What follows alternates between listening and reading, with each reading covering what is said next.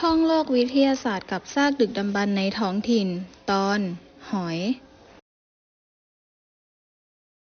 หอยเป็นสัตว์ไม่มีกระดูกสันหลัง มีจำนวนชนิดราว 80,000 ชนิด อาศัยอยู่ทั้งในน้ำทะเล น้ำกร่อย และน้ำจืด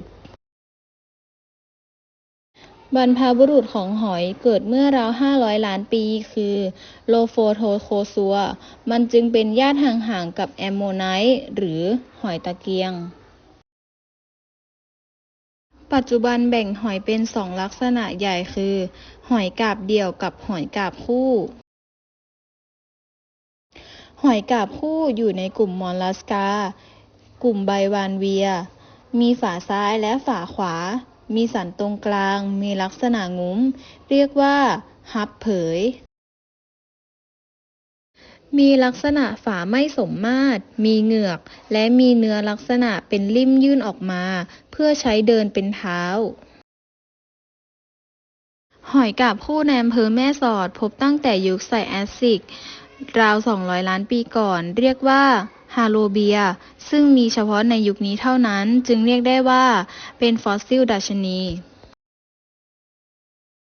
หอยอายุมากกว่า 100 ล้านปียุคจูราสสิกในอำเภอแม่สอด มีหลายชนิด อาทิ โบซิธาออร์นาติ พาวามิเซียมโดเนต ไซโพเนียน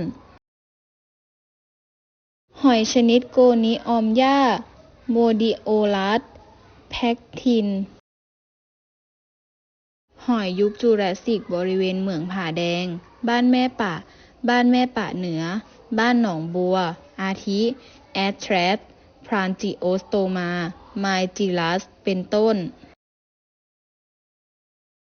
นอกจากนี้ยังพบซากฟอสซิลหอยน้ำจืดอายุ 45 ล้านปีบริเวณวัดดอยตนบ้านน้ำดิบ และหอยกาบคู่บริเวณบ้านแม่กษาใหม่ไหลท่า อายุ 13 ล้านปี บริเวณที่พบหอยกาบคู่น้ำจืดคือบ้านน้ำดิบ บ้านแม่กษาใหม่ไหลท่า หอยสองฝาที่อยู่ในทะเลบริเวณบ้านหนองบัว บ้านแม่ปะ บ้านแม่ปะเหนือ ขุนห้วยแม่สอด บ้านพะเดะ เหมืองผาแดง แกสโตพอดหรือหอยกาบเดี่ยว มีมาตั้งแต่ 500 ล้านปีก่อน และดำรงเผ่าพันธุ์มาจนถึงปัจจุบัน เช่น หอยขม หอยสัง หอยเจดี หอยทาก เป็นต้น กายวิภาคหอยกาบเดี่ยวจะมีฝาเปิดบริเวณช่องว่างสุดท้าย แต่ส่วนเนื้ออ่อนสามารถหดเข้าไปอาศัยอยู่ในฝาได้ทั้งหมด มีเท้าเป็นผังผืดขนาดใหญ่ ใช้ในการเคลื่อนที่ หอยกาบเดี่ยวยุคเพอร์เมียน ที่บ้านโกโก้และเขาพะวอ อายุ 300 ล้านปี ยุคเพอร์เมียน ชื่อว่าเบลเลอฟอร์ มีลักษณะม้วน แต่ไม่อยู่ในระนาบเดียวกัน หอยกาบเดี่ยวบ้านพะเดะและบ้านแม่ปะ ที่ลักษณะการม้วนไม่สมบูรณ์ ยังอยู่ในระนาบเดียวกัน และม้วนตัวยังไม่สมบูรณ์อย่างหอยในปัจจุบัน หอยกาบเดี่ยวขนาดเล็กบ้านถ้ำเสือ จูราสสิก 100 ล้านปี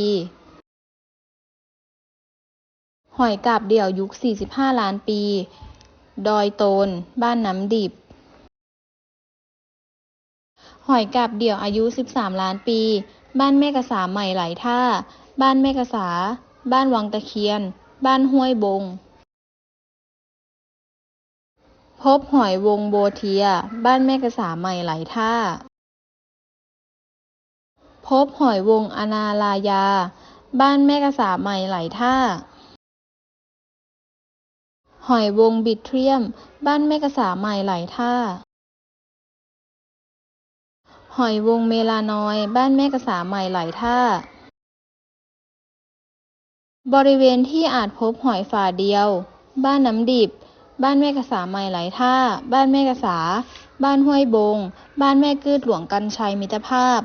บ้านแม่กืดสามท่า บ้านแม่ปะ บ้านห้วยหินฝน บ้านวังตะเคียน